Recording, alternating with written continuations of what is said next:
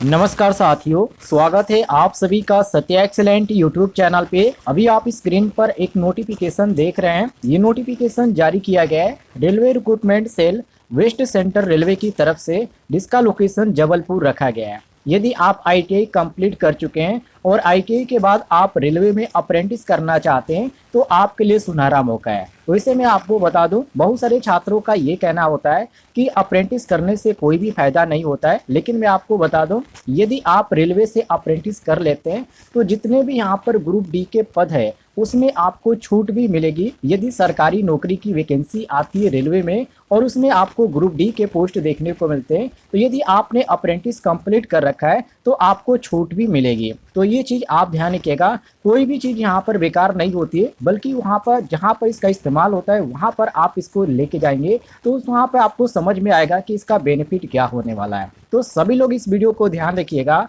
जो भी छात्र आईटीआई के बाद रेलवे में अप्रेंटिस करना चाहते हैं। तो चलिए इसके बारे में आपको पूरी जानकारी देते हैं डिटेल में, तो वीडियो को आप बिल्कुल कंप्लीट देखिएगा। सबसे पहले मैं आपको बता दूं, यहाँ पर आप देख सकते हैं एक बॉक्स में यहाँ पर जानकारी ये दिया गया है कि ये जो फॉर्म आपका ऑनलाइन शुरू हुआ है वो 15/12/2023 से, और ऑनलाइन फॉर्म भरने का जो अंतिम तिथि इसका जारी किया गया है वो 14/1/2023, मतलब कि 15 दिसंबर 2023 से ये फॉर्म भरना स्टार्ट हो चुका है। और फॉर्म भरने की जो अंतिम तिथि है वो आपको 14/1/2024, मतलब कि 14 जनवरी 2024 तक आप इस फॉर्म को अप्लाई कर पाएंगे यदि आप अप्लाई करना चाहते हैं तो। अब यहाँ पर बात करते हैं साथियों, कितने यहाँ पर टोटल सीट है। तो यहाँ पर टोटल सीट में आपको दिखा दो, यहाँ पर आपको देखने को मिल जाता है, यहाँ पर आप कह सकते हैं कि 3000 प्लस यहाँ पर आपको सीट देखने को मिल जाते हैं, जो कि 3015 यहाँ पर आपको सीट देखने को मिलती है।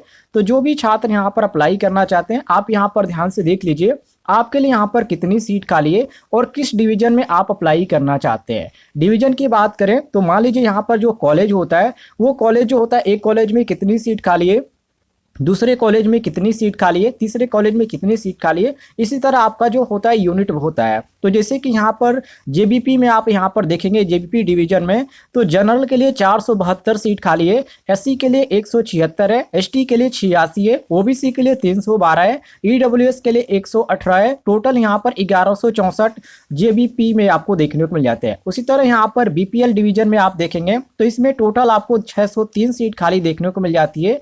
कोटा डिवीजन में आप देखेंगे तो यहाँ पर 853 है। इसके बाद सीआरडब्ल्यूएस बीपीएल में आप देखेंगे तो 170 खाली है, और यहाँ पर डब्ल्यूआरएस कोटा में आप देखेंगे तो 196 खाली है। उसके बाद एचक्यू जेबीपी में आप देखेंगे तो 29 सीट खाली है। और टोटल यहाँ पर काउंट करके आपको दिखाया गया कितनी सीट खाली है, तो आप यहाँ पर देख सकते हैं 3000 प्लस, मतलब कि 3015 सीट आपको खाली देखने को मिल जाती है।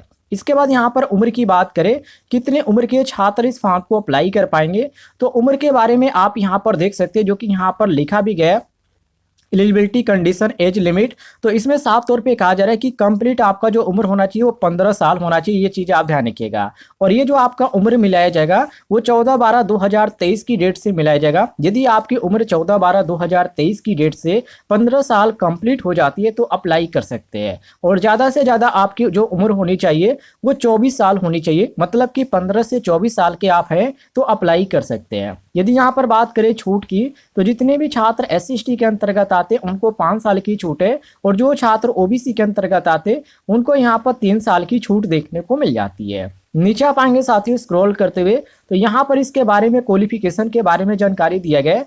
तो जो भी छात्र इस फॉर्म को अप्लाई करना चाहते हैं, आपके पास जो क्वालिफिकेशन होना चाहिए वो 10वीं पास होना चाहिए। आप यहाँ पर देखिए इसमें साफ तौर पर लिखा गया the complete must have passed 10th class examination. कहने का मतलब है कि आपका 10वीं पास होना चाहिए, और ये आपका 10वीं पास होना चाहिए 10+2 सिस्टम के अंतर्गत। ये चीज़ आप ध्यान रखिएगा, जिसमें 10वीं में कम से कम आपका 50% मांगा गया है, और साथ में आपका जो आईटीआई कंप्लीट होना चाहिए वो एनसीवीटी या एससीवीटी से होना चाहिए। ये चीज़ आप ध्यान रखिएगा। नीचे आप आएंगे साथ ही स्क्रॉल करते हुए तो यहाँ पर किन किन ट्रेडों को इसमें मौका दिया जा रहा है उसके बारे में इन्होंने जानकारी दे रखी है।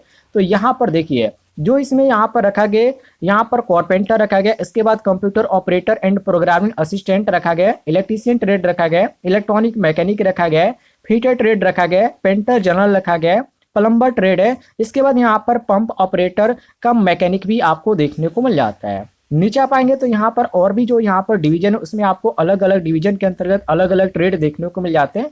जैसे कि एचआई में आप यहाँ पर देखेंगे तो इसमें आपको फाउंड्री मैन देखने को मिल जाता है, कारपेंटर है, computer operator and programming assistant है, डीजल मैकेनिक है, इलेक्ट्रीशियन ट्रेड है, फीटर ट्रेड है, मशीनिस्ट है, मोशन है। इसके बाद यहाँ पर पेंटर जनरल भी आपको देखने को मिल जाता है, वायरमैन भी आपको देखने को मिल जाता है। तो हर एक डिवीजन में आपको अलग अलग यहाँ पर सीटें देखने को मिल जाती है, जिसमें आप अप्लाई करना चाहे तो अप्लाई कर सकते हैं। यदि बात करें साथियों सिलेक्शन की, इसमें कैसे सिलेक्शन होने वाला है, तो इसमें जो आपका सिलेक्शन होने वाला है इसमें साफ तौर पे लिखा गया selection will be done on the basis of merit list prepared. कहने का मतलब ये कि इसमें जो आपका सिलेक्शन होगा, जो भी मेरिट लिस्ट तैयार की जाएगी उसी के आधार पर आपका जो होगा इसमें सिलेक्शन होगा। और मेरिट कैसे तैयार की जाएगी, आपका जो 10वीं में परसेंटेज है और जो आईटीआई का परसेंटेज है दोनों को काउंट किया जाएगा और दोनों 2 से भाग दिया जाएगा। यदि आपका मेरिट लिस्ट हाई है तो आपका पहले लिस्ट में आ जाएगा और कम है तो पहले या दूसरे या तीसरे में आपको देखने को मिल जाएगा, ध्यान रखिएगा। अब यहाँ पर नीचे आ जाते हैं साथियों, तो इसके बारे में कुछ अदर भी आपको जानकारी देखने को मिल जाती है फीस के बारे में कि अप्लाई करते समय आपको कितना यहाँ पर फीस पेमेंट करना पड़ेगा। तो देखिए एप्लीकेशन जो प्रोसेसिंग फीस इसका रखा गया है, जो भी छात्र इस फॉर्म को अप्लाई कर रहे हैं उनको यहाँ पर 100 रुपये चार्ज देना पड़ेगा, ये चीज आप ध्यान रखिएगा। और प्रोसेसिंग फीस यहाँ पर 36 रुपये रखा गया है, तो टोटल 136 रुपये है। बाकी जो छात्र SC/ST के अंतर्गत आते हैं या PWBD वुमेन कैंडिडेट हैं उनके लिए यहाँ पर 36 रुपये केवल प्रोसेसिंग फीस देना पड़ेगा, ये चीज आप ध्यान रखिएगा। और कैसे ये फीस को पेमेंट करना है, तो पेमेंट करने की यहाँ पर बहुत सारी प्रक्रिया इन्होंने दे रखी है, तो पेमेंट आप किसी भी तरह से पेमेंट कर सकते हैं, कोई भी दिक्कत नहीं होगा। नीचे आप आएंगे साथियों स्क्रॉल करते हुए, तो यहाँ पर इसके बारे में बहुत सारी चीजें और भी यहाँ पर देखने को मिल जाती है कि ट्रेनिंग के दौरान आपको कितना पेमेंट दिया जाएगा। तो जो भी रेलवे के अंतर्गत यहाँ पर रूल है उसके अंतर्गत आपको पेमेंट दिया जाएगा, क्योंकि इसमें आप यहाँ पर ध्यान से पढ़ेंगे तो कोई भी यहाँ पर यह जानकारी नहीं दिया गया कि आपको ट्रेनिंग के दौरान इतना पेमेंट दिया जाएगा। और जो ट्रेनिंग इसमें आपका चलने वाला है 1 साल की इसमें ट्रेनिंग होगी, ये चीज आप ध्यान रखिएगा। मेडिकल फिटनेस के बारे में यहाँ पर पूछा गया, तो मेडिकल फिटनेस ध्यान रखिएगा, जब आप डॉक्यूमेंट वेरिफिकेशन के लिए जाएंगे उस समय यहाँ पर जरूरत पड़ेगी। फिलहाल आप फॉर्म को अप्लाई कर सकते हैं, इस समय कोई भी इसकी जरूरत नहीं है। नीचे आप आएंगे साथियों स्क्रॉल करते हुए, तो यहाँ पर पूरे आपको यहाँ पर देखने को मिल जाता है एक लिस्ट में कि टोटल यहाँ पर किस डिवीजन में कितनी सीट खाली है और किस कैटेगरी के लिए यहाँ पर कितनी सीट खाली है। जैसे कि मैंने यूनिट वाइज आपको बताया था, तो इसमें आपका बीपीएल डिवीजन है, तो एसी मैकेनिक के लिए जनरल के लिए 4 सीटें, एससी के लिए 1 है, एसटी के लिए यहाँ पर 1 देखने को मिल जाती है, ओबीसी के लिए यहाँ पर 3 है। तो इसी तरह आप यहाँ पर नोटिफिकेशन को डाउनलोड करके आप यहाँ पर देख भी सकते हैं कि यहाँ पर किस ट्रेड के लिए किस डिवीजन में कितनी सीट खाली है, और अपना कैटेगरी वाइज भी चेक कर सकते हैं कि हमारे कैटेगरी के अंतर्गत इसमें सीट खाली है या नहीं खाली है। बाकी यदि बात करें फॉर्म अप्लाई करने की, तो अप्लाई करने का लिंक मैं आपको दे दूंगा इस वीडियो के डिस्क्रिप्शन बॉक्स में, जहां से मात्र एक क्लिक करके आप इस फॉर्म को अप्लाई कर पाएंगे इसकी ऑफिशियल वेबसाइट पे जाकर। और कोई भी आपको अदर जानकारी चाहिए तो कमेंट बॉक्स में पूछ लीजिएगा, आपको जानकारी मिल जाएगी।